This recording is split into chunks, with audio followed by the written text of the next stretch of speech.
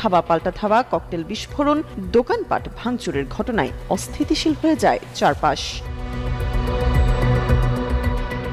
শুক্রবার সন্ধ্যায় নোয়াখালীর কবিরহাটে ভয়াবহ সংঘর্ষের ঘটনা ঘটে। এই সময় সাংবাদিক সহ আহত হয়েছেন অন্তত 10 জন।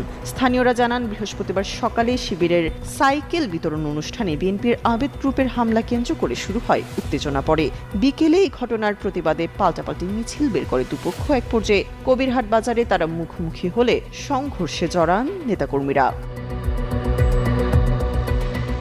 এই বিষয়ে উপজেলা জামায়াতের আমির ফখরুল ইসলাম মিলন বলেন, সাইকেল বিতরণ অনুষ্ঠানে উদ্দেশ্যপ্রণীতভাবে হামলা চালানো হয়। প্রতিবাদে বিক্ষোভ মিছিল করা হলে দ্বিতীয় দফায় হামলা চালানো হয় বলে অভিযোগ তোলেন তিনি।